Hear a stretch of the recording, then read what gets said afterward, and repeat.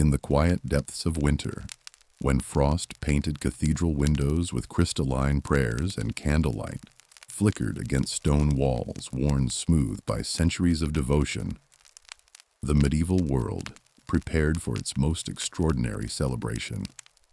It was a time when the very foundations of society trembled, not from earthquake or invasion, but from something far more remarkable: the gentle revolution of joy, sanctioned by heaven itself and embraced by earthbound souls, yearning for a glimpse of divine justice made manifest.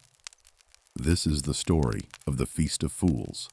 If you use these videos to fall asleep, subscribe so you don't miss any new ones. Leave a comment with your thoughts on the video and any suggestions you have for future ones. A tradition so wondrous and yet so threatening that it would eventually be swept away by the very institutions that gave it birth. But for 6 glorious centuries, from roughly the 12th to the 16th, it transformed the rigid hierarchies of medieval Europe into a carnival of sacred inversions, where peasants became prelates, children commanded cathedrals, and the last truly became first in a drama that played out in churches, courts, and village squares across Christendom. To understand this remarkable phenomenon, we must first journey back to a world where every aspect of life was ordered according to divine plan, where social position was considered as fixed as the stars themselves, and where the distance between lord and serf seemed as vast as that between heaven and earth.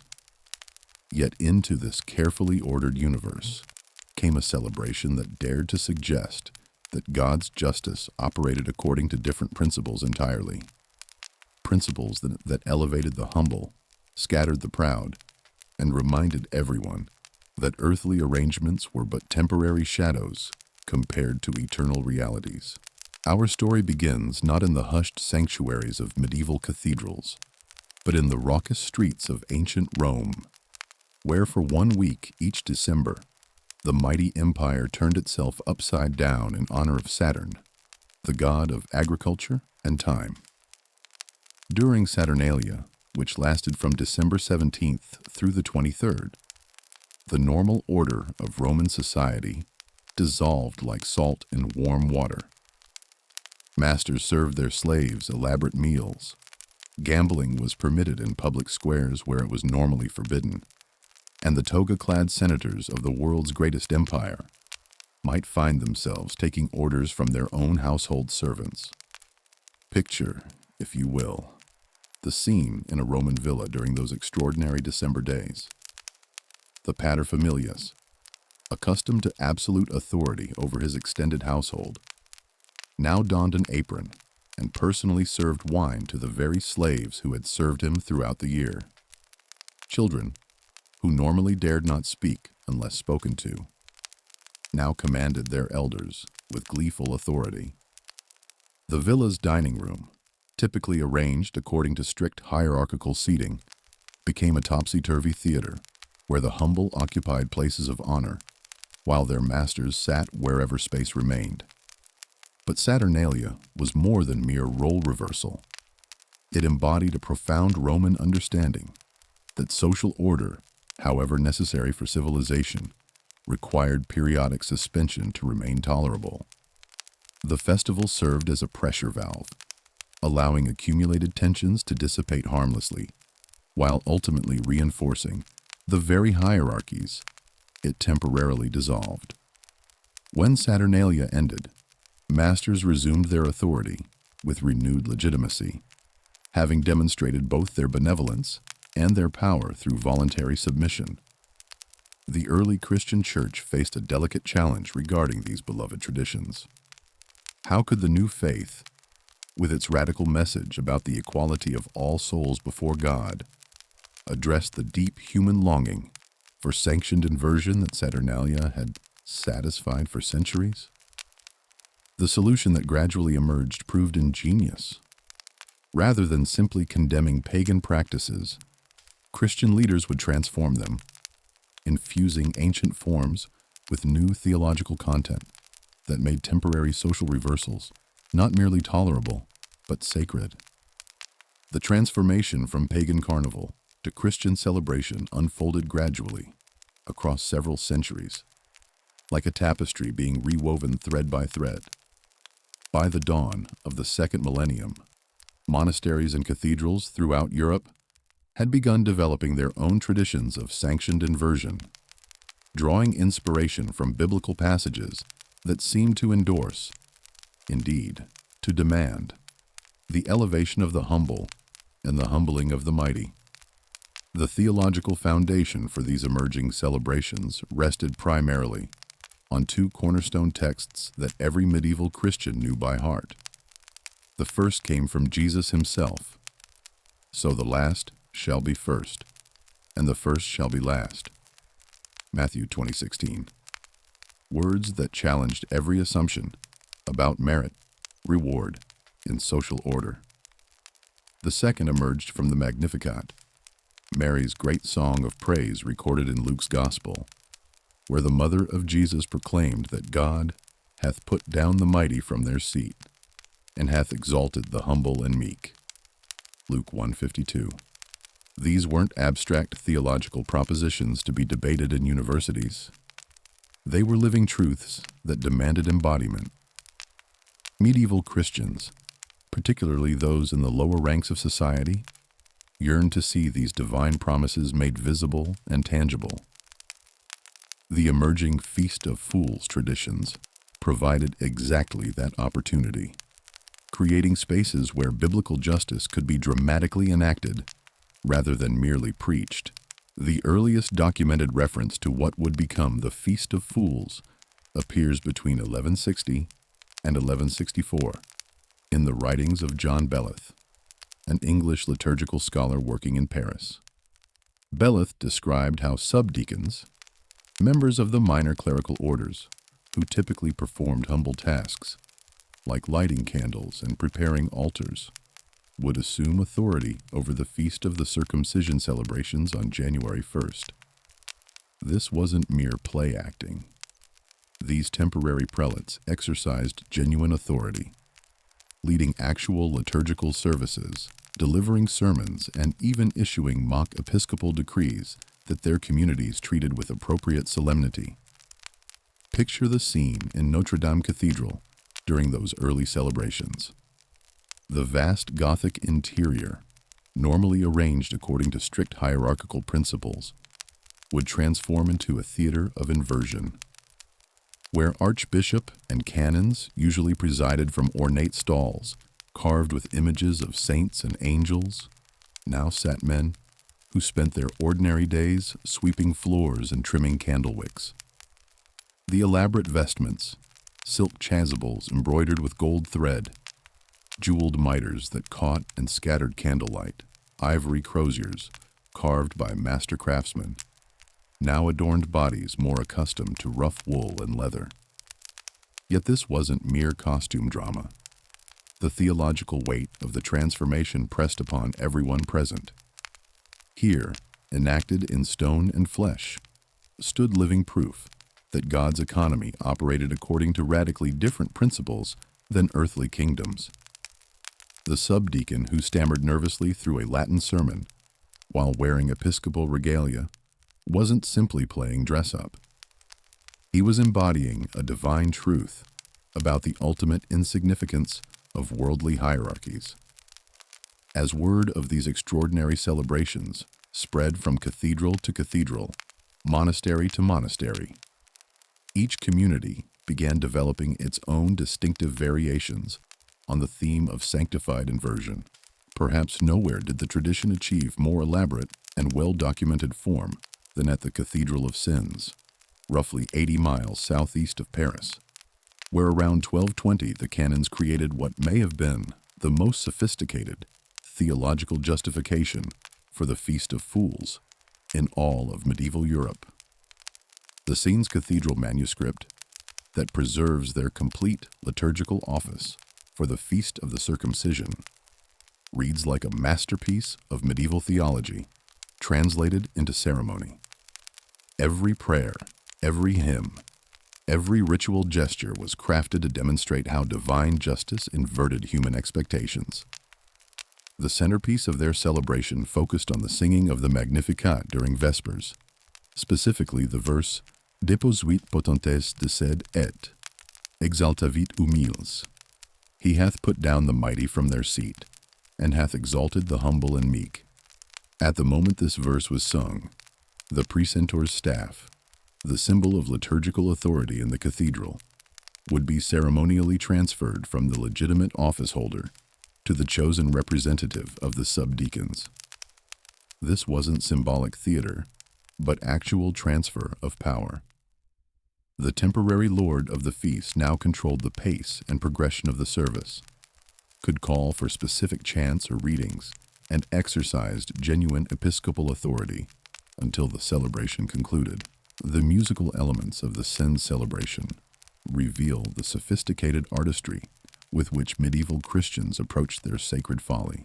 The manuscript preserves numerous tropes, elaborate musical embellishments of standard liturgical texts that playfully explored themes of inversion while maintaining theological orthodoxy. One particularly beautiful sequence begins with traditional Latin plainchant, but gradually incorporates melodic variations that mirror the textual theme of social reversal, creating music that literally turned conventional expectations upside down. Imagine standing in the nave of Cens Cathedral on the evening of December 31st, as hundreds of candles transformed the Gothic interior into a constellation of flickering stars. The usual solemnity of cathedral worship would gradually give way to something both more playful and more profound. As the choir began the familiar opening notes of Vespers, the congregation would sense that something extraordinary was about to unfold. The anticipation would build through psalm and canticle until the moment arrived for the Magnificat, and then, at the crucial verse, everything would change. The transfer of the precentor's staff represented far more than administrative reshuffling. In medieval understanding, liturgical authority carried profound theological weight. The person who controlled the service controlled access to the sacred, determined which prayers would be offered and which songs would be sung, and served as mediator between earthly community and heavenly reality. When that authority passed to a subdeacon, often a man from humble origins who had never expected to rise above menial ecclesiastical tasks, it enacted the Magnificat's promise in the most visceral way possible.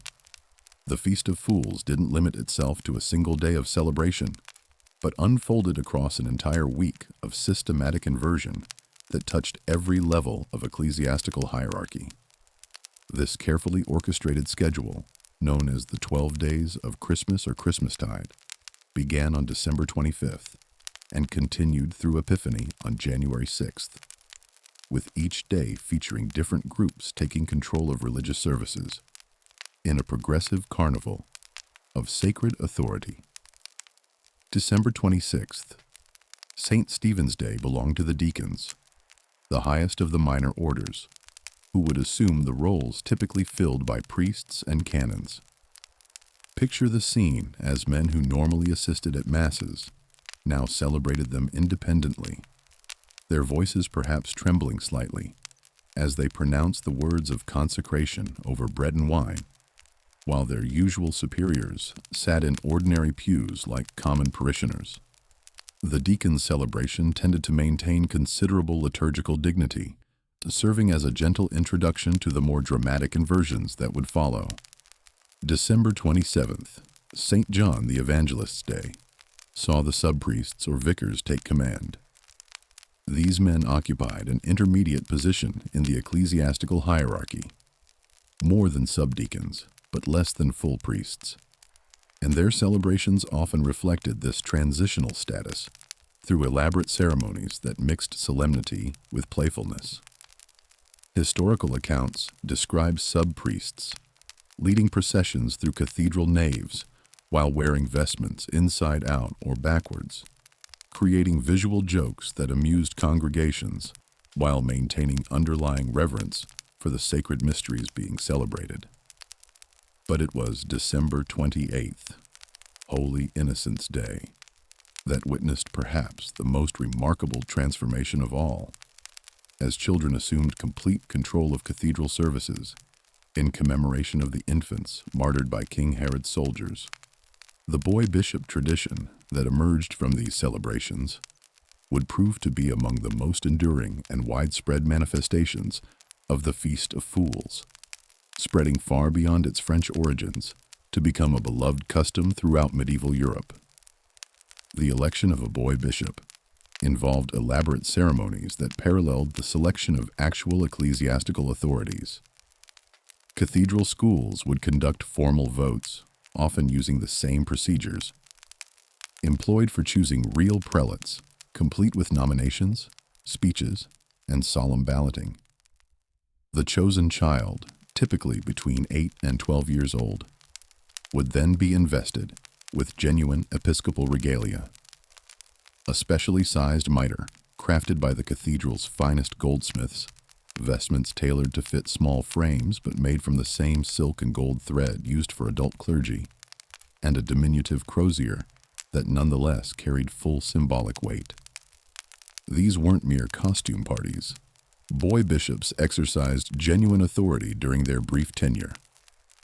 They appointed their fellow students as canons, delivered actual sermons to adult congregations, led liturgical processions with the solemnity expected of real prelates, and in some cases, even collected episcopal revenues during their term of office. Historical records show that King Edward I of England commanded a boy bishop and his child canons to sing vespers in the royal chapel, demonstrating the respect accorded to these temporary authorities, even at the highest levels of medieval society. January 1st, the Feast of the Circumcision, marked the climax of the entire week, when subdeacons assumed control in the most elaborate celebrations that gave the entire festival its name.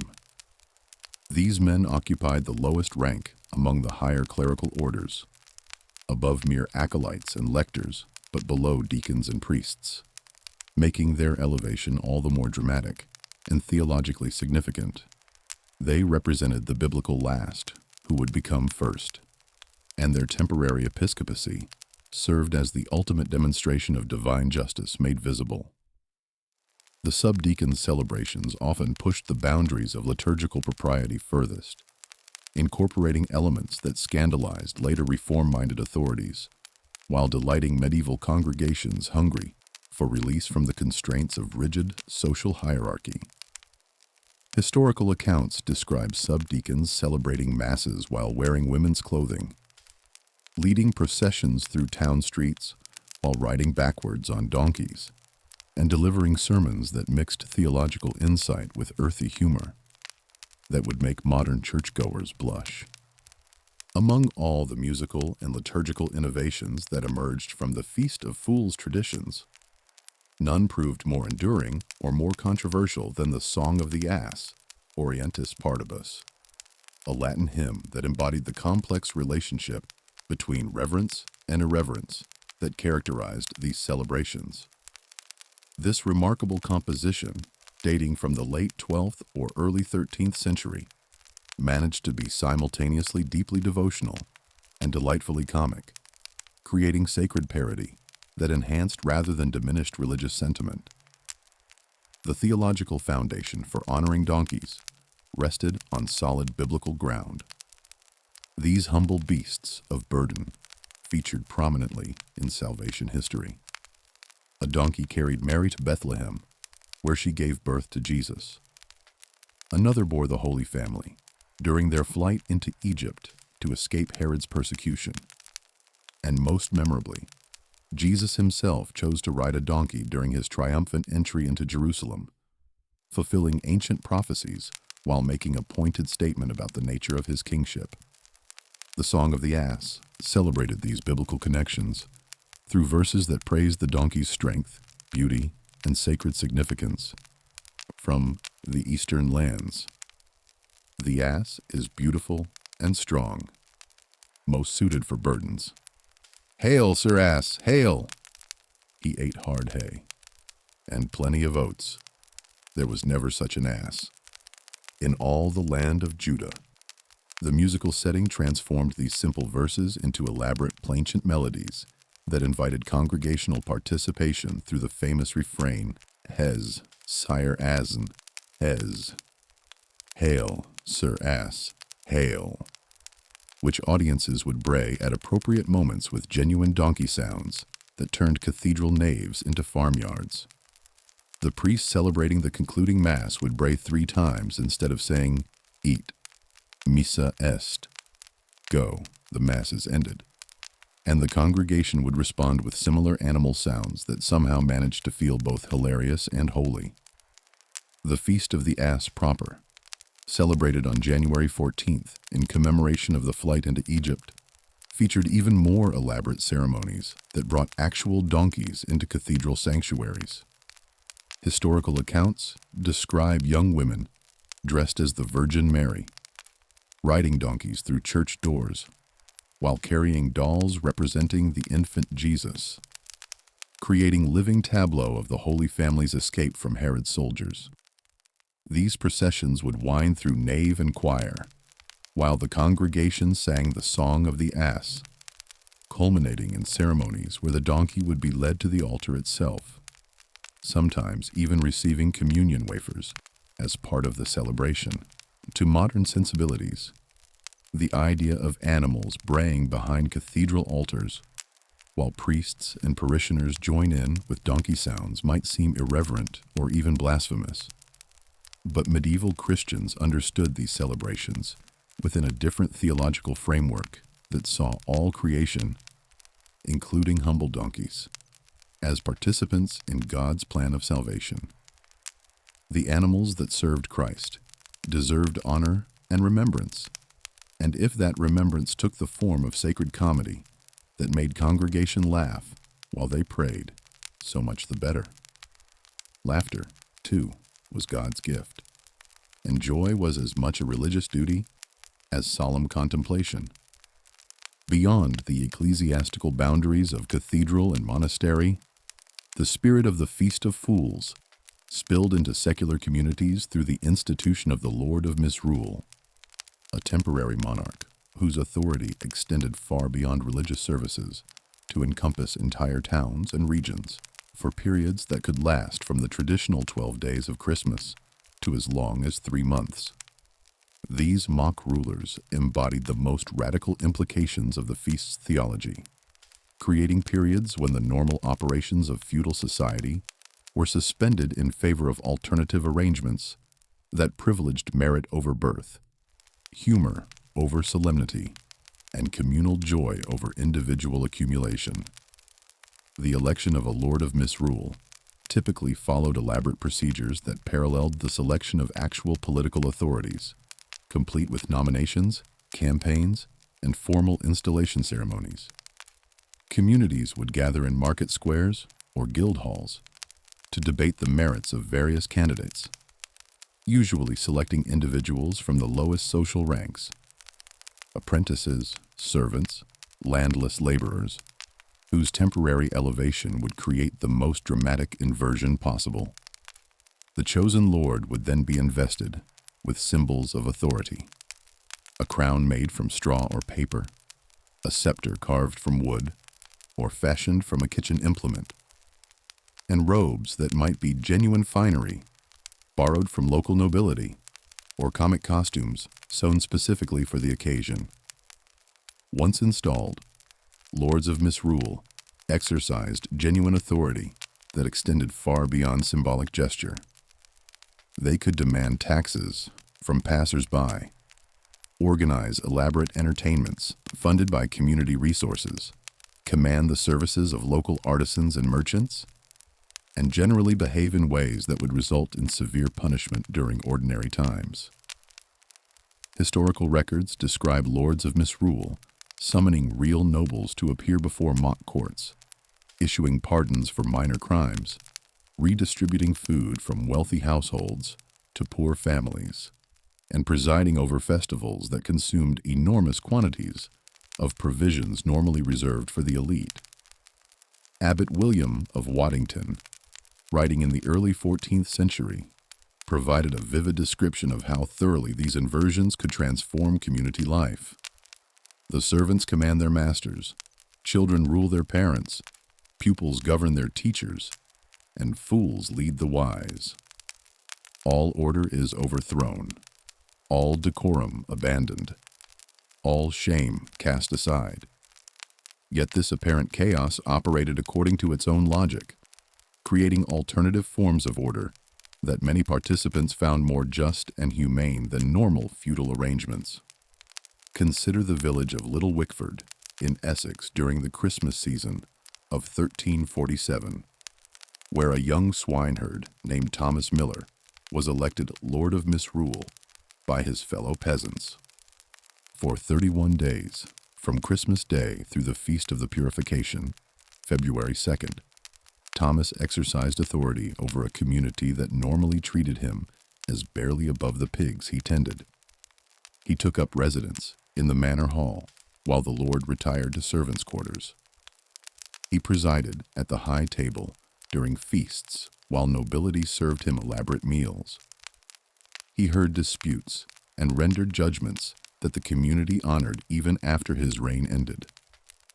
But perhaps most remarkably, historical records suggest that Thomas proved an effective ruler whose decisions demonstrated wisdom and fairness that surprised even his supporters. He resolved long-standing property disputes that had frustrated normal legal procedures, organized communal work projects that benefited the entire village, and established patterns of resource sharing that continued long after his mock reign ended. When January 1st arrived and the regular social order resumed, many villagers privately wondered why birth rather than merit determined leadership in ordinary times. The psychological impact of these experiences extended far beyond their immediate participants. Peasants who had commanded nobles, however briefly, possessed live knowledge that social hierarchies were human constructions rather than divine ordinances. They had seen that alternative arrangements were possible, that leadership could be based on wisdom and character rather than inherited status, and that communities could function according to principles of justice and mutual aid rather than domination and exploitation. This experiential knowledge created what modern sociologists might call cognitive dissonance, a tension between lived experience and accepted beliefs that would eventually contribute to broader social transformations. As the Feast of Fools spread beyond its origins in northern France, each region of medieval Europe developed distinctive variations that reflected local customs, political structures, and religious traditions. These adaptations created a rich tapestry of celebration that demonstrated both the universal appeal of sanctioned inversion and the remarkable creativity with which different communities approached the challenge of turning their worlds upside down while maintaining underlying social coherence. England embraced the boy bishop tradition with particular enthusiasm, transforming it into one of the most beloved and widespread customs in medieval British Christianity. English cathedrals, monasteries, and even parish churches would elect child bishops annually, creating a network of temporary ecclesiastical authorities that paralleled the adult hierarchy, while offering pointed commentary on the nature of spiritual leadership. The English tradition differed from its continental origins in several significant ways. Boy bishops were typically elected on St. Nicholas Day, December 6th. Rather than during Christmastide proper, they served longer terms that could extend through Holy Innocents' Day, December 28th, and they exercised more extensive authority that sometimes included collecting actual episcopal revenues. Canterbury Cathedral preserved particularly detailed records of its boy bishop celebrations, revealing the elaborate care with which communities prepared for these annual inversions. The child, chosen as bishop, would undergo formal installation ceremonies that paralleled adult episcopal consecrations, complete with the laying on of hands by cathedral canons, the presentation of ring, mitre, and crozier, and the taking of oaths that bound the temporary prelate to serve his community faithfully. The newly invested boy bishop would then appoint his schoolmates as canons, organize processions through the cathedral and surrounding town, deliver sermons to adult congregations, and preside at liturgical services with a solemnity that impressed even skeptical observers. The respect accorded to these child authorities extended to the highest levels of English society. King Edward I commanded a boy bishop and his canons to sing vespers in the royal chapel at Hetton on December 7, 1299, demonstrating that even monarchs acknowledged the legitimacy of these temporary inversions. Royal account rolls show payments made to boy bishops for their services, gifts presented to mark their brief reigns, and provisions made for their encourage of child clerics. This royal patronage helped establish the boy bishop tradition as a central element of English Christmas celebrations that would persist for over 3 centuries. German territories developed their own distinctive approach through the Gregorius Fest, celebrations that centered on universities and monasteries rather than secular communities. German students would elect mock abbots and rectors who would preside over academic ceremonies that parodied scholarly pomposity while celebrating learning itself. These celebrations often incorporated elaborate dramatic performances that combined religious themes with contemporary social satire, creating entertainment that served both educational and devotional purposes. The University of Paris witnessed some of the most sophisticated German-influenced celebrations, where students from different nations would elect competing rectors who would debate theological and philosophical questions while maintaining the playful irreverence characteristic of the season. These academic versions of the Feast of Fools demonstrated how the tradition could be adapted to serve educational as well as devotional purposes, creating learning environments that combined intellectual rigor with emotional release. Spanish territories and their extensive overseas empires proved remarkably receptive to Feast of Fools traditions, developing variations that would persist long after other European regions had abandoned the practice. In Spain itself, communities elected mock mayors and kings who would govern during Christmas seasons, with authority that extended well beyond ceremonial gesture. These Reyes de la Faba, kings of the bean, so named because they were chosen by finding beans hidden in special cakes, would organize community festivals, redistribute resources from wealthy to poor households, and preside over celebrations that could last for weeks. The colonial territories of Latin America proved particularly fertile ground for these traditions, where indigenous communities adapted European inversion customs to local conditions and cultural patterns. In Mexico, the Spanish Dia de los Santos Inocentes, Holy Innocents' Day, evolved into elaborate celebrations that combined Catholic feast days with pre-Columbian traditions of ritualized role reversal. Similarly, Philippine communities developed their own versions that persisted well into the modern era, creating some of the longest continuous traditions of sanctioned social inversion in the world. The persistence of Feast of Fools. Traditions in Spanish territories reflected both the particular character of Spanish Catholicism, which maintained stronger connections to popular religious culture than Reformed versions elsewhere, and the colonial context, where European customs necessarily adapted to local conditions and indigenous practices. These adaptations created hybrid traditions that preserved the essential spirit of medieval inversions while developing new forms appropriate to different cultural contexts. To truly understand the profound impact of the Feast of Fools on medieval consciousness, we must look beyond the specific practices and rituals to consider the theatrical dimension that transformed ordinary religious spaces into stages for cosmic drama. Medieval cathedrals and churches weren't simply buildings where people gathered for worship. They were conceived as representations of heavenly Jerusalem, earthly theaters where the divine drama of salvation was continuously enacted through liturgical ceremony.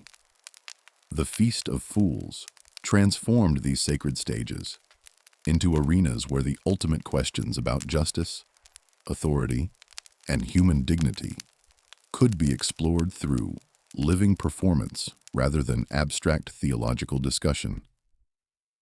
The architectural setting itself contributed to the theatrical power of these celebrations. Gothic cathedrals, with their soaring vaults, elaborate stone tracery, and jewel-toned stained glass windows, created environments that seemed to dissolve the boundaries between earthly and heavenly realms. When ordinary social arrangements were inverted within these sacred spaces, the contrast between architectural grandeur and temporary role reversals created visual paradoxes that drove home the theological points being enacted. Picture Notre Dame de Paris on New Year's Day, 1250. As preparations for the Feast of Fools reached their climax, the vast nave, capable of holding several thousand worshippers, would be packed with Parisians from every social level. Nobles in silk and fur, merchants in fine wool, artisans in leather aprons, peasants in rough homespun, all gathered to witness the annual transformation. The usual hierarchical arrangement, where social rank determined seating position, would gradually dissolve as the celebration progressed, creating a democratic mixing that rarely occurred in ordinary medieval life. As Vespers began that evening, the congregation would sense the electric anticipation that marked these extraordinary occasions. The familiar opening prayers and psalms would proceed normally at first, but everyone present knew that change was coming. The architectural space itself seemed to participate in the building tension. Hundreds of candles created pools of golden light that flickered against stone walls. Stained glass windows glowed like jewels in the darkness, and the acoustic properties of the Gothic interior amplified every voice into a chorus that seemed to reach toward heaven itself. Then would come the crucial moment, the singing of the Magnificat, and the approach of the verse, Deposuit potentes de sede, et exaltavit humiles. As the choir's voices rose to meet those ancient words about God putting down the mighty and exalting the humble, every eye would focus on the precentor's staff, the physical symbol of liturgical authority that was about to change hands. The ceremonial transfer from legitimate authority to chosen representative of the subdeacons would occur precisely as Mary's words about divine inversion were being sung, creating a moment of perfect synchronization between text, music, and dramatic action. The psychological impact of witnessing this transformation can hardly be overstated. Here, in one of Europe's most magnificent cathedrals, before a congregation that included the highest nobles and church officials in France, a man who might ordinarily be found scrubbing floors or trimming candle wicks would assume the symbols and substance of episcopal authority. The moment embodied everything the Feast of Fools represented: God's preferential option for the humble, the temporary nature of all earthly arrangements, and the ultimate justice that would characterize divine kingdom. Yet the theatrical power extended beyond the moment of transfer to encompass the entire celebration that followed. The newly invested Lord of the feast would preside over the remainder of Vespers with genuine authority, determining the pace of prayers, selecting specific musical responses, and exercising real control over the liturgical experience of everyone present. This wasn't play acting, but actual power being wielded by someone who had never expected to possess it, creating live demonstration of alternative possibilities that challenged every assumption about merit, authority, and social organization. The congregation's response to these theatrical transformations varied considerably depending on individual psychology and social position. For peasants and lower clergy, the celebrations offered vicarious experiences of empowerment and dignity that were rarely available in ordinary medieval life.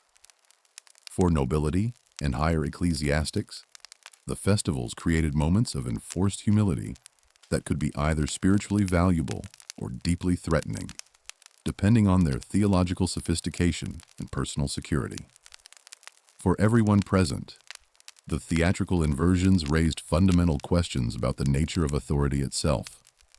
If a subdeacon could successfully perform episcopal functions, what did that suggest about the divine origins of social hierarchy? The musical dimensions of the Feast of Fools reveal perhaps most clearly the sophisticated artistry with which medieval communities approached their celebrations of inversion.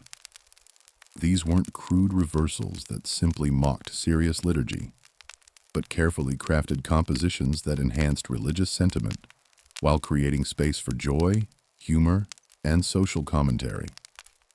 The surviving musical manuscripts from centers like Sens Cathedral demonstrate how medieval musicians could create works that were simultaneously reverent and playful, theologically sound and dramatically entertaining. The liturgical framework within which these musical innovations occurred was itself remarkably complex. Medieval worship followed elaborate seasonal cycles that integrated biblical readings, traditional prayers, and musical responses into comprehensive programs that could extend over hours. The Feast of Fools celebrations worked within these established patterns while introducing elements that transformed familiar forms into something entirely new. Rather than abandoning liturgical structure, the celebrations enhanced it through creative adaptation that made ancient texts speak with fresh voices. Consider the Sens manuscript's treatment of the traditional Magnificat antiphons, short musical verses that preceded and followed the canticle itself. In ordinary seasonal worship, these antiphons would reflect standard theological themes appropriate to the liturgical calendar. But the Feast of Fools versions, preserved at Sens, created entirely new antiphons that played with themes of inversion while maintaining perfect theological orthodoxy. One particularly beautiful example begins with conventional Latin text, praising God's justice, but gradually incorporates melodic variations that mirror the textual theme of social reversal, creating music that literally enacted the inversions it celebrated. The performance practice required for these celebrations demanded considerable musical sophistication from participants. The temporary authorities who assumed liturgical leadership needed to understand not only the theological content of the services they were directing, but also the complex musical structures that held everything together. Historical records suggest that communities spent considerable time preparing their chosen leaders for these responsibilities, creating educational opportunities that might not otherwise have been available to people from lower social ranks. The Song of the Ass, discussed earlier, exemplifies the musical artistry that characterized the best Feast of Fools compositions. The surviving musical settings reveal sophisticated understanding of plainchant composition techniques, with melodic lines that move gracefully through modal scales while accommodating the irregular rhythms of vernacular text. The famous Hes, Sire Asen, Hes refrain wasn't simply comic relief, but carefully integrated musical response that allowed congregational participation in complex polyphonic structures. Modern listeners who encounter recordings of these medieval compositions often express surprise at their musical quality. Rather than the crude folk melodies one might expect from celebrations of folly, these works demonstrate the same technical sophistication found in other medieval liturgical music, while adding elements of joy and humor that make them particularly accessible to contemporary audiences. The New London Consorts recordings under Philip Pickett, have introduced many modern listeners to the remarkable beauty of this repertoire. The instrumental accompaniment that supported these vocal compositions adds another layer of complexity to the musical picture. Medieval celebrations often incorporated instruments that were excluded from ordinary liturgical worship: drums, bells, even hunting horns, creating soundscapes that filled cathedral spaces with musical textures unlike anything heard during regular services. Historical accounts describe processions that moved through city streets with instrumental ensembles that attracted crowds from miles around, creating community celebrations that extended far beyond the boundaries of individual churches. The preservation of these musical traditions in manuscript sources reveals the care with which medieval communities approached their celebrations of inversion. Rather than treating the Feast of Fools as temporary abandon that left no permanent traces, many communities created beautiful illuminated manuscripts that preserved both texts and melodies for future generations. These manuscripts demonstrate that medieval Christians understood their celebrations of sacred folly as serious theological work that deserved the same artistic attention given to other liturgical compositions.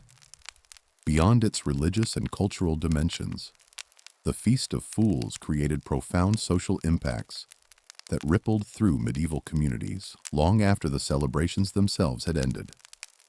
By providing sanctioned opportunities for lower classes to experience dignity, authority, and respect, however temporarily, these festivals generated what modern sociologists would recognize as powerful challenges to accepted social arrangements. The psychological and political consequences of these experiences helped plant seeds that would eventually blossom into broader social transformations. The immediate social effects were often dramatic and visible.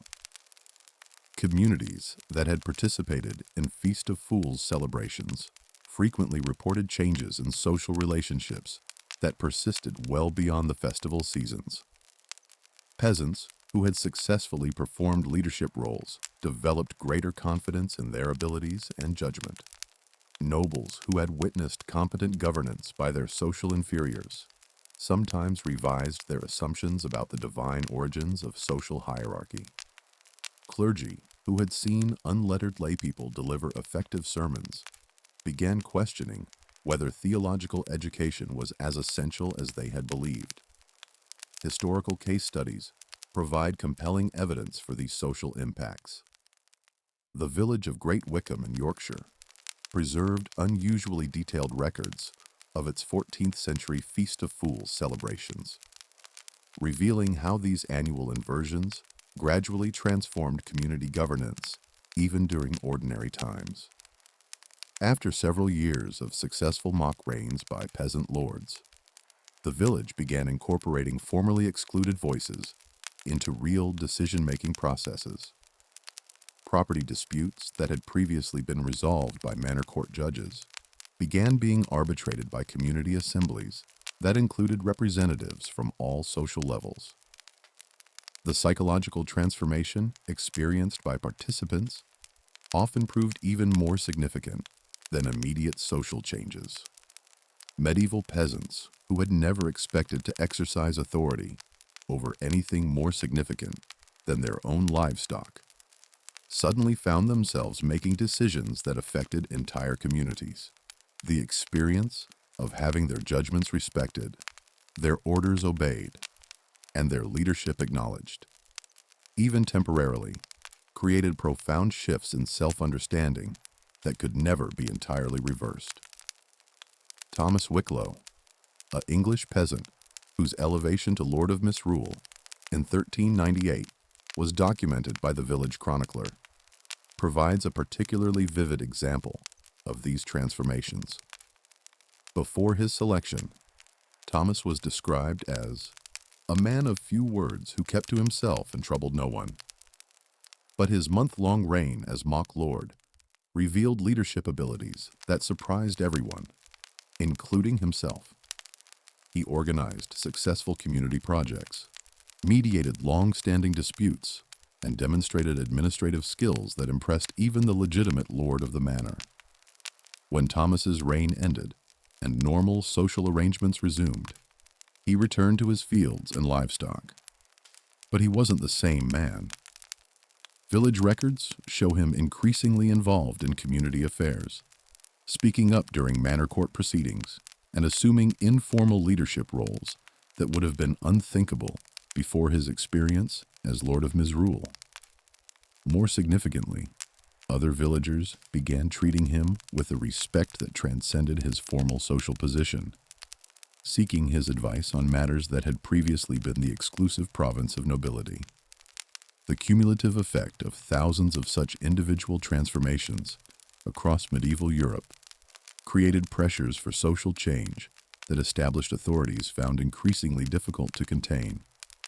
When peasants had lived experience of successful self-governance, arguments about their inherent incapacity for leadership became harder to sustain.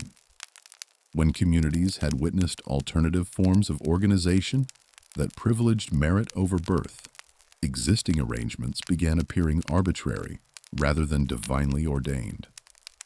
These social tensions help explain why church and secular authorities eventually turned against the Feast of Fools, despite its apparent theological orthodoxy and popular appeal. The celebrations had created unintended consequences that extended far beyond their original purposes. What had begun as safe outlets for social pressure had evolved into laboratories for alternative social arrangements that threatened existing power structures in ways that their early supporters had never anticipated. The connection between Feast of Fools experiences and later social movements remains a subject of historical debate, but circumstantial evidence suggests significant relationships. Many of the peasant revolts that swept through Europe during the 14th and 15th centuries occurred in regions with strong Feast of Fools traditions and incorporated demands for social arrangements that remarkably paralleled the temporary inversions experienced during the celebrations. The English Peasants' Revolt of 1381, in particular, featured leaders who had been active in Feast of Fools celebrations and who articulated visions of social justice that echoed themes from the annual festivals. As the Feast of Fools reached the height of its popularity during the 13th and 14th centuries, creating ever more elaborate celebrations that attracted participants from across social and ecclesiastical hierarchies, a growing chorus of opposition began forming among church authorities, who had initially tolerated or even encouraged these festivals of inversion. The tensions that would eventually lead to suppression emerged from multiple sources. Theological concerns about the relationship between sacred and profane, practical worries about maintaining ecclesiastical dignity, and political anxieties about the social implications of sanctioned challenge to established authority. Robert Grosseteste, Bishop of Lincoln, emerged as one of the most persistent and influential early critics, launching sustained attacks against the Feast of Fools that would influence ecclesiastical opinion for generations. Writing in the 1230s and 1240s, Grosseteste condemned the celebrations in language that reveals both his theological sophistication and his fundamental misunderstanding of what the festivals actually represented. He characterized them as vain and harmful diversions that distracted Christians from proper religious observance and created scandals that damaged the Church's reputation among both believers and critics. Grosseteste's critique reflected broader currents in 13th century ecclesiastical reform that sought to standardize liturgical practices, enhance clerical dignity, and eliminate local variations that might compromise church authority.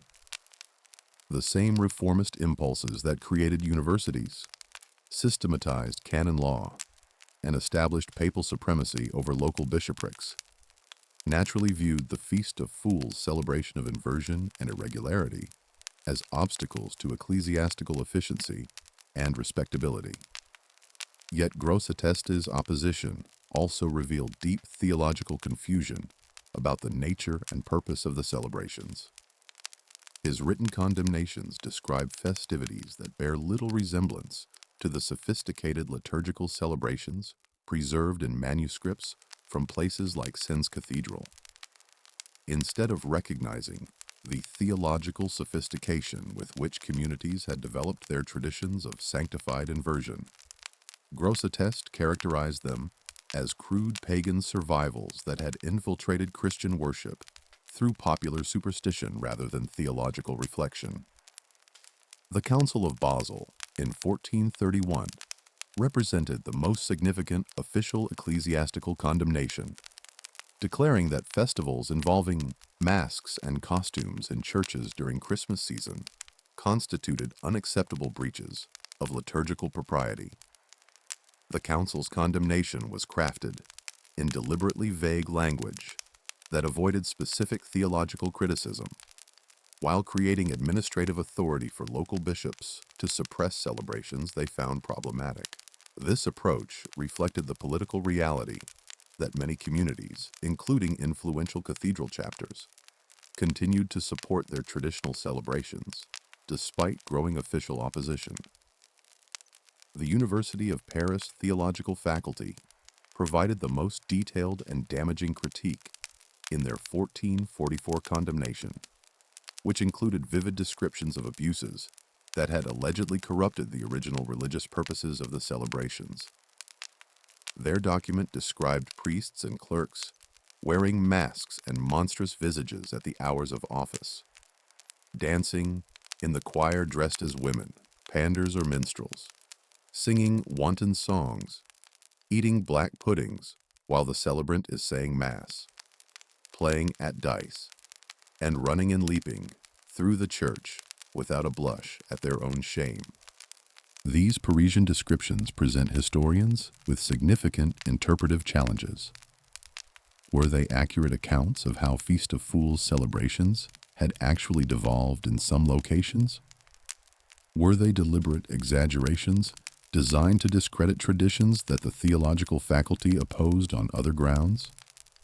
Or were they fundamental misunderstandings of symbolic activities whose meanings had been lost on observers who lacked appropriate cultural context? The surviving manuscript evidence suggests that the answer probably involves elements of all three possibilities. Some Feast of Fools celebrations undoubtedly had evolved in directions that departed significantly from their original liturgical purposes. The theological sophistication evident in early sources like the Sens manuscript required considerable educational preparation and community commitment that may not have been maintained as the traditions spread to communities with fewer resources or different cultural priorities. Popular celebrations that began with serious theological purposes could easily evolve into primarily social events that retained the external forms while losing the spiritual content that had originally justified them. At the same time, the language used by ecclesiastical critics often reflects cultural biases that prevented them from recognizing the theological validity of practices that differed from their preferred models of religious expression. Activities that appeared scandalous to university-educated clerics committed to liturgical standardization might have represented profound religious experiences for participants who approached the sacred through different cultural and educational frameworks. The political dimensions of ecclesiastical opposition also deserve consideration. Church authorities, who had initially welcomed the Feast of Fools as harmless outlets for social pressure, began recognizing that these celebrations created unintended consequences that threatened existing power arrangements. The same festivals that provided psychological relief for oppressed classes also generated experiences of empowerment that could translate into demands for permanent social change. From this perspective, suppression of the Feast of Fools represented not theological purification, but political consolidation, designed to eliminate challenges to established authority. The Protestant Reformation of the 16th century created new pressures against the Feast of Fools that combined theological objections with political considerations in ways that would prove fatal to the tradition's survival. Reformed Christianity's emphasis on scriptural authority, liturgical simplicity, and clerical dignity left little room for celebrations that mixed sacred and profane elements. Even when those celebrations possessed solid biblical foundations and sophisticated theological justifications. Martin Luther, despite his own appreciation for popular religious culture and his recognition that joy and humor had legitimate places in Christian life, expressed reservations about traditions that seemed to mock ecclesiastical authority or trivialize religious ceremony. Lutheran territories generally moved away from Feast of Fools celebrations, not through explicit prohibition but through gradual adoption of simplified liturgical practices that left no space for elaborate seasonal inversions. Calvinist territories proved even less hospitable to these traditions, as Reformed theology's emphasis on divine sovereignty and human sinfulness created theological frameworks that viewed social inversion with suspicion. If God had ordained existing social arrangements, then temporary reversals, however well-intentioned, represented challenges to divine authority rather than celebrations of divine justice.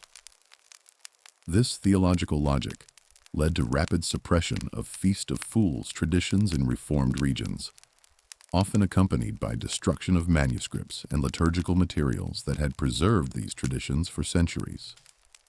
But perhaps the most decisive opposition came from secular authorities who found the Feast of Fools increasingly incompatible with their efforts to consolidate royal power and establish more efficient forms of government. The same monarchs who were creating centralized bureaucracies, professional armies, and standardized legal systems had little patience for traditions that celebrated inversion of established hierarchies, even when those inversions were temporary and ostensibly harmless. King Henry VIII of England exemplified this royal hostility when he abolished the boy bishop tradition in 1542 as part of his broader campaign to establish royal supremacy over English religious life. Henry's motivations combined genuine religious conviction.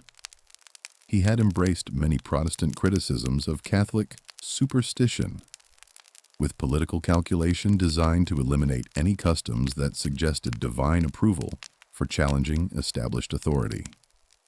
The boy bishop tradition, with its annual demonstration that children could successfully exercise ecclesiastical leadership while adults submitted to their authority, seemed particularly threatening to a monarch whose own authority rested on claims about divine appointment and natural hierarchy.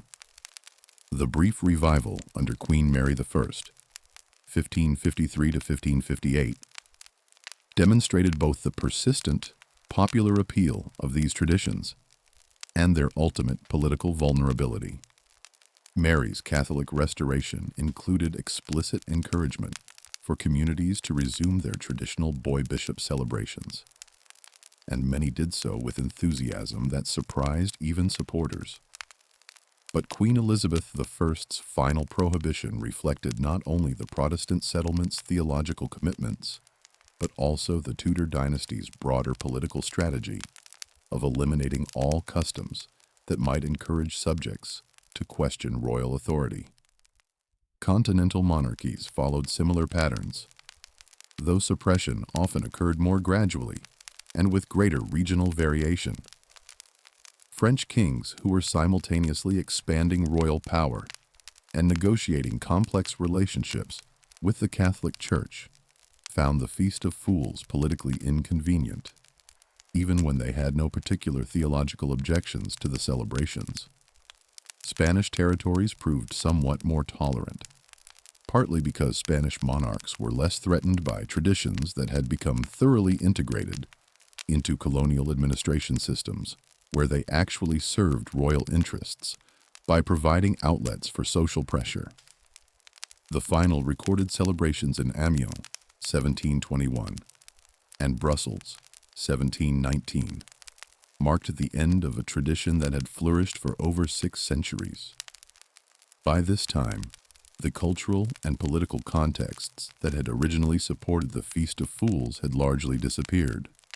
Medieval corporate Christianity had given way to more individualistic forms of religious expression, while absolute monarchies had eliminated most opportunities for sanctioned challenges to political authority. Although officially suppressed, the Feast of Fools left cultural legacies that continued to influence European society long after the last cathedral celebration had ended and the final Lord of Misrule had surrendered his temporary crown. These influences operated through multiple channels: transformed calendar customs that preserved elements of sanctioned inversion, literary and artistic works that remembered the tradition's themes and imagery, and social practices that maintained the underlying human needs that the festivals had originally addressed. The calendrical connections proved particularly significant and enduring. The transition from the Julian to Gregorian calendar in 1582 created an unexpected link between medieval ecclesiastical celebrations and modern secular customs. Because most European nations had previously celebrated New Year's Day on March 25th, the Feast of the Annunciation. The week-long Feast of Fools celebrations that began on January 1st typically concluded on April 1st. When the new calendar moved New Year's Day to January 1st, those who forgot or refused to adapt were ridiculed as April Fools, creating a direct linguistic and cultural connection between medieval religious festivals and contemporary secular celebrations. This April Fool's connection isn't merely coincidental, but represents genuine cultural continuity that preserved essential elements of the medieval tradition while adapting them to changed social circumstances. Modern April Fool's Day. Celebrations maintain the Feast of Fools' emphasis on temporary suspension of normal social rules, sanctioned mockery of authority figures, and community participation in elaborate deceptions that reveal truths about human nature and social organization. The tradition of playing tricks on April 1st embodies the same spirit of sanctified inversion that once transformed medieval cathedrals into theaters of cosmic comedy. Carnival and Mardi Gras celebrations represent even more obvious successors to Feast of Fools traditions, incorporating many identical elements including elaborate costumes, public processions, temporary suspension of social conventions, and community-wide celebrations that precede periods of religious observance.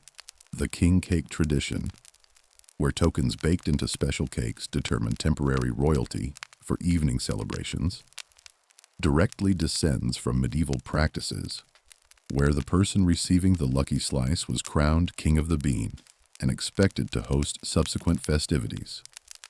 New Orleans Mardi Gras provides perhaps the most elaborate modern continuation of Feast of Fools themes, complete with crews, carnival organizations that elect temporary monarchs, organize elaborate processions, and create annual celebrations that temporarily transform the city's normal social arrangements. The tradition of throwing trinkets from parade floats to crowds below preserves the medieval custom of lords of misrule, redistributing wealth from rich to poor during their brief reigns. Even the famous Mardi Gras cry, "Throw me something, mister," echoes the medieval practice of demanding donations from passers-by during festival seasons. Literary preservation of Feast of Fools themes proved equally significant for cultural transmission. William Shakespeare's Twelfth Night immortalized the Lord of Misrule tradition through characters like Festa the Fool and Sir Toby Belch, who create temporary inversions of social order while revealing deeper truths about human nature and social justice. Shakespeare's genius lay in recognizing that the themes explored through medieval Feast of Fools remained relevant to Elizabethan audiences, even after the original religious contexts had been suppressed. Victor Hugo's The Hunchback of Notre Dame provided the most famous and influential literary treatment of the Feast of Fools, using Quasimodo's coronation as King of Fools to explore themes about beauty, dignity, and social justice that resonated powerfully with 19th century audiences. Hugo's novel introduced millions of readers to medieval traditions they might never have encountered otherwise, creating romanticized images of the Feast of Fools that influenced popular understanding long after historical scholarship had revealed more complex realities.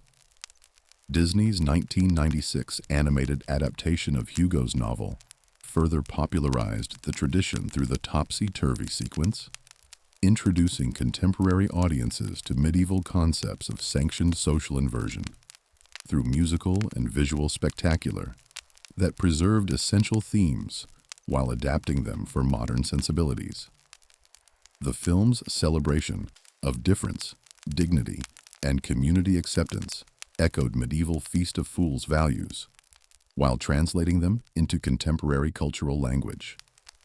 In our modern world of rigid professional hierarchies, corporate cultures, and social media-driven status competition, the medieval Feast of Fools offers remarkably relevant insights about human needs for periodic release from oppressive social structures. Contemporary psychological research has validated many of the intuitive understandings that led medieval communities to create these elaborate festivals of inversion, demonstrating that societies require sanctioned opportunities for status reversal, humor, and communal celebration to maintain psychological health and social coherence. Modern Christmas traditions preserve numerous elements from the Feast of Fools, often without contemporary participants realizing their medieval origins. The paper crowns found in Christmas crackers descend directly from crowns worn by lords of misrule, while the general atmosphere of licensed merriment during holiday seasons echoes medieval traditions of sanctioned inversion. Even contemporary office Christmas parties, with their temporary suspension of professional hierarchies and encouraged frivolity, represent diluted continuations of medieval practices that once transformed entire communities. Academic institutions have maintained their own versions of sanctified inversion through traditions like graduation ceremonies, where students temporarily become masters and doctors, while faculty serve as ceremonial attendants, and senior week celebrations, where established hierarchies dissolve in favor of communal festivity. University homecoming traditions, with their election of temporary royalty and community-wide celebrations, preserve many structural elements from medieval Feast of Fools, while adapting them to contemporary educational contexts. The psychological functions served by these modern adaptations parallel those identified by historians studying medieval traditions. Stress relief, community bonding, and temporary escape from rigid social roles remain essential human needs that contemporary societies must address through some form of sanctioned inversion or risk more destructive expressions of social tension. The medieval Feast of Fools provided sophisticated solutions to these universal challenges that modern communities might profitably study and adapt.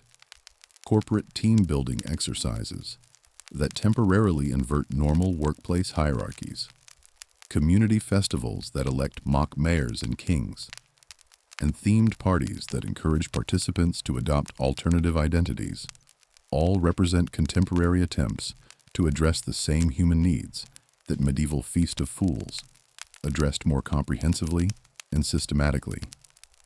The difference lies not in the underlying psychological requirements, but in the thoroughness and theological sophistication with which medieval communities approached these challenges.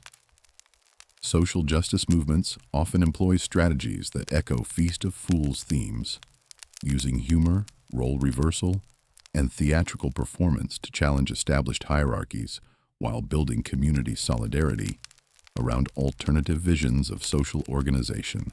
The tradition of protest theater, where activists adopt mock authority roles to expose the arbitrary nature of existing power structures, directly parallels medieval practices of electing mock bishops and lords to demonstrate alternative possibilities. Religious communities that have maintained connections to their historical traditions often preserve explicit continuations of Feast of Fools practices. Some Anglican parishes have revived boy bishop celebrations as part of Christmas observances, while Catholic communities in regions with strong historical connections to the tradition continue to elect kings and queens of the bean during Epiphany celebrations. These modern revivals demonstrate both the enduring appeal of sanctified inversion and the challenges of adapting medieval practices to contemporary religious sensibilities. The digital age has created new opportunities for the kinds of temporary identity transformation and social role reversal that characterized medieval Feast of Fools. Online gaming environments, where participants can assume alternative identities and exercise forms of authority unavailable in their ordinary lives, provide modern versions of the empowerment experiences that medieval peasants gained through participation in festival celebrations. Social media platforms that allow users to create alternative personas and gain temporary celebrity status similarly echo medieval traditions of sanctioned status elevation. As we reach the conclusion of this long meditation on the medieval Feast of Fools, we must ask ourselves what enduring wisdom this remarkable tradition offers to our contemporary world. Beyond its historical significance and cultural influence, the Feast of Fools embodied profound insights about human nature, social organization, and spiritual life that transcend the particular circumstances of medieval Christianity.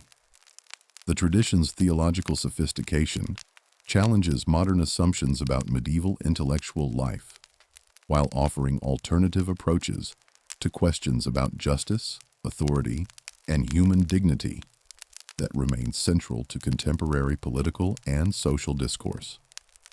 Rather than treating these as abstract philosophical problems to be resolved through theoretical analysis, medieval communities created practical experiments in alternative social arrangements that allowed participants to experience different possibilities firsthand.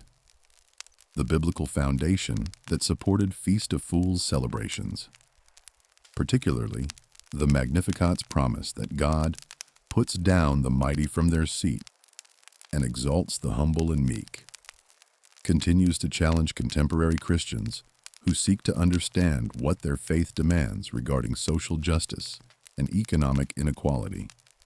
Medieval communities that took these promises seriously enough to enact them through communal celebration created powerful demonstrations of what Christian society might look like if it actually operated according to gospel principles, rather than merely acknowledging them rhetorically. The tradition's social dimensions offer equally relevant insights for contemporary communities struggling with increasing inequality, social fragmentation, and political polarization. The Feast of Fools demonstrated that healthy societies require mechanisms for acknowledging the dignity and potential contributions of all members, not just those who occupy positions of formal authority. By creating sanctioned opportunities for social role reversal, medieval communities provided experiences of empowerment and recognition that helped maintain social cohesion even within highly stratified systems. The psychological wisdom embedded in Feast of Fools practices anticipated many insights that modern psychology has validated through empirical research. The tradition's recognition that human beings require periodic release from oppressive social structures, opportunities for creative self-expression, and experiences of community acceptance regardless of social status, reflects sophisticated understanding of mental health requirements that contemporary society often fails to provide. Perhaps most significantly, the Feast of Fools demonstrated that sacred and secular concerns need not exist in permanent tension, that religious faith could encompass joy, humor, and social criticism without compromising its essential truths. In an era when many assume that serious spirituality requires somber withdrawal from worldly concerns, the medieval tradition offers a powerful alternative vision where sacred folly revealed eternal wisdom and temporary inversions pointed toward ultimate divine justice. The tradition's ultimate suppression serves as a cautionary tale about what societies lose when they prioritize order, efficiency, and respectability above the deeper human needs for celebration, inversion, and community-wide acknowledgement of shared dignity. The same impulses toward standardization and centralized control that eventually eliminated the Feast of Fools continue to operate in contemporary institutions, often with similar consequences for human flourishing and social creativity.